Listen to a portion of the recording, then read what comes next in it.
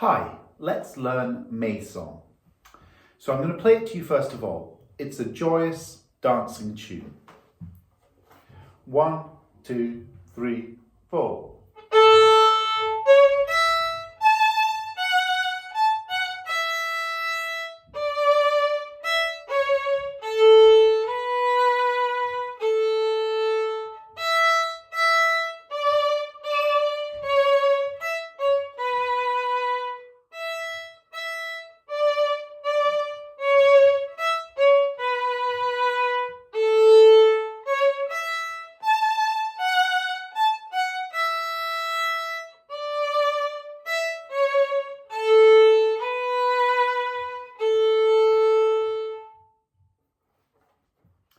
So let's have a look at the very first bar of this piece because it introduces an interesting rhythm which we call a dotted rhythm. I can clap that dotted rhythm to you straight away like this. Ready, go. But the really interesting thing is that we've got this relationship between pulse and rhythm. They're not the same. The pulse is the steady beat. It's like your heartbeat, it just keeps ticking away. So I could do that with my feet. And you maybe can hear my feet on the ground. Now I'm going to add the rhythm with my hands. Ready, go. And I'm going to do that again. 3, 4. Because the little dotted rhythm plays off that pulse, and that's their relationship that is so important in this piece. Now I can do the same thing, but this time I can actually verbalize the rhythm. So I would say ta, e, te, ta, ta. Here's the pulse. Ready, go. Ta, e, te, ta, ta. And I'll do that again. Ready, go. Ta, e, te, ta, ta. And now I can just put words to it, a text. And I'm going to use the words Father Christmas. Here's the pulse. Ready, go. Father Christmas. Father Christmas. So the last thing that I do is then to use the bow. Now, in this particular usage of the bow, we're going to divide the bow unevenly because it's going to go long, short, short, long. But the length of the notes is not absolutely the same because this note is longer, dotted crotchet, then a quaver, then a crotchet, then another crotchet. So this uneven bow management.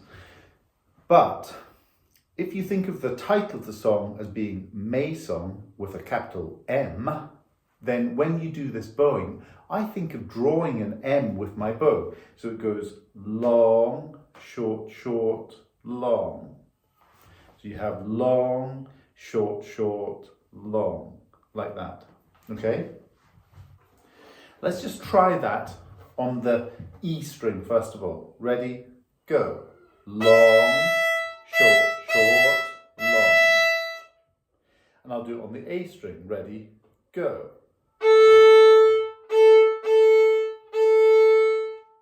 Now you might like to do that as a scale, as a warm-up, so you could go like A major. Ready, go.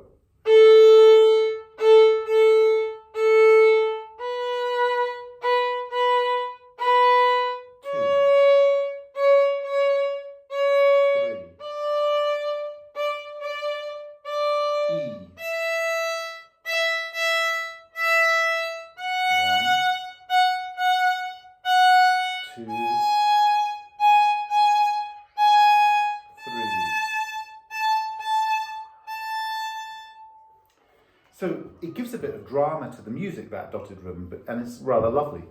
The next aspect that we need to look at though is that within that rhythm, when we're using the bow, there is a string crossing in that first bar. So the string crossing should be identified and then practiced on its own. And it's going to go like A, E, E. So I'll play that. Ready, go.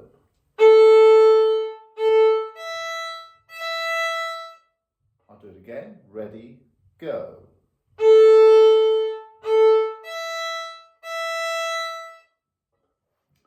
And then the last thing that I do is I look at the left hand. You might notice that a lot of what we do is bow orientated or bow directed. That's because the bow does most of the expressive work on a violin.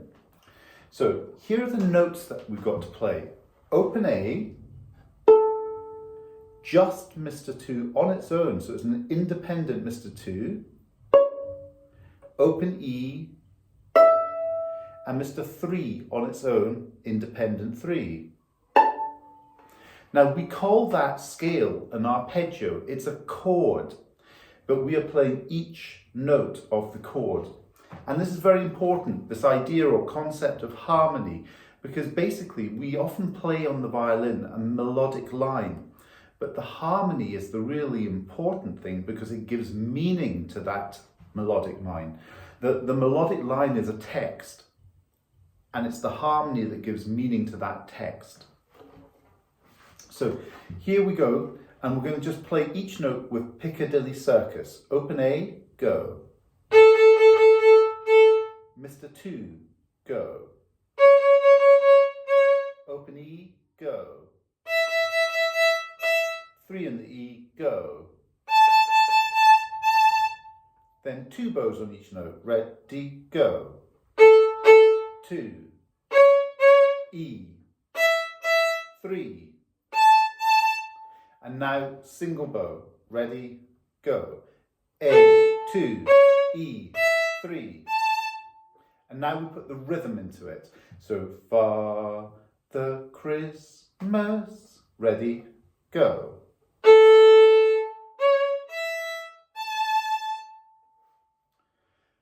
The next bar uses even bow management. So it goes 1, 3, 1, E with a snail bow. So 1 is a whole bow, 3, 1 half bows, 3, 1, open E snail bow. I'll put those together. So ready, go. 3, 1, E. So when I played that, Mr. 1 went down and 3 went down, and I kept the 1 down. So it went 1, 3, 1, E, whereas Mr. 2 was away on holiday. Let's put both those bars together. So the words are going to say, Father Christmas, I want a bike. Here we go. Open A, ready, go.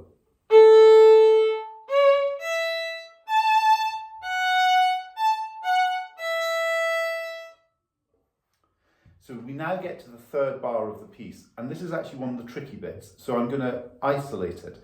It uses independent fingers. So 1 finger on the string at a time. I start with Mr. 3 on the A string, and I'm going to play Piccadilly Circus. Ready, go. E, play.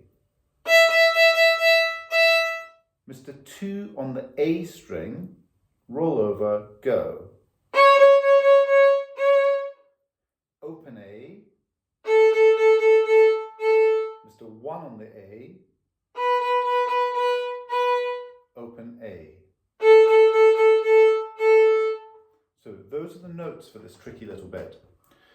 The next stage of it is actually look at the bow and see what it's doing. The rhythm is very similar to the first part. So it's basically going to go, if I do it on the A string only, it'll say A, snail bow, snail bow. And then we have to add the string crossing into it. So there's only 1 string crossing, but it's a fast one. So it goes open A, go. A, E, A.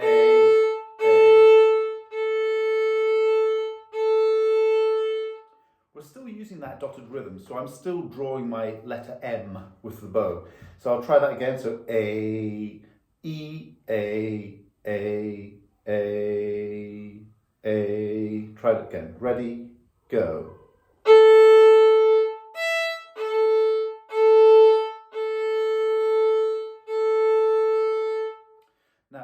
just to do the fingers on their own, I'm going to put the bow down now, and I'm going to play that rhythm, but I'm going to pluck the strings. So Mr. 3 on the A string, ready, go. E, 2A, open, 1, open. And I might do that 4 times in a row as a challenge, but perfectly 4 times in a row. But for now, what I'm going to do is I'm going to play it now with the bow. So Mr. 3 on its own on the A string, ready, go. E, 2, open, 1, open.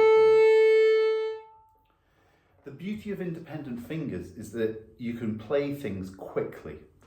It's not as slow a process as putting block fingerings down, but you have to be very careful that you're placing your fingers in exactly the right place. So you really have to feel what it feels like on the fingerboard. Where does Mr. 2 go? Where does Mr. 3 feel like? It's that relationship between your thumb and that third finger, or your thumb and that second finger. And you're beginning to get used to feeling the thickness of the neck of the violin, feeling where fingers should be actually going and where your arm sits naturally. So we look at the next line. The next line is even in its bow management. And it starts open E, whole bows. Mr. 3 on the A. And now we get to a tricky bit. Mr. 2 on the A. Now half bow open E, but I'm not lifting 2 from the A string. I just lighten it, but open E, back to the 2, then Mr. 1 whole bow. The reason for not lifting that Mr. 2 is because the string crossing is fast and I'm already got that 2 down in the right place. So why lift it? You're going to come straight back to it. So this is a tricky bit and it needs to be worked on. 2 on the A, 2, relax the 2 on the string, little E, back to the 2, press down, then 1. So 2,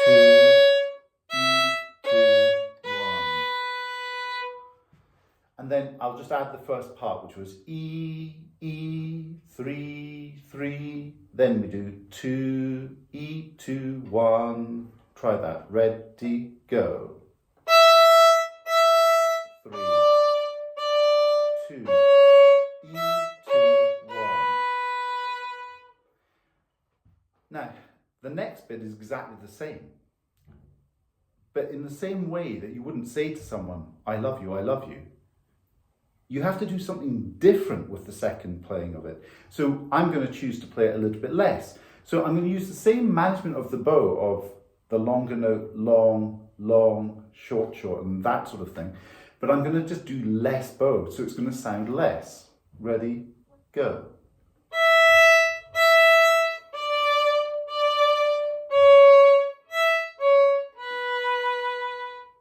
So it sounds a little bit like an echo.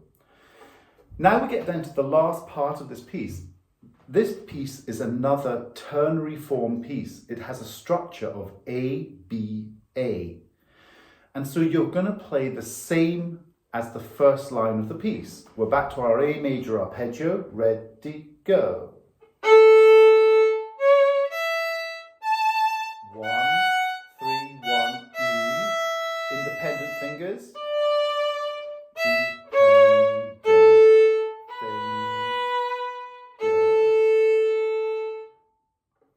And that's the whole of May's song. I'll play it through to you just one more time. So here we go from the beginning. Ready, go.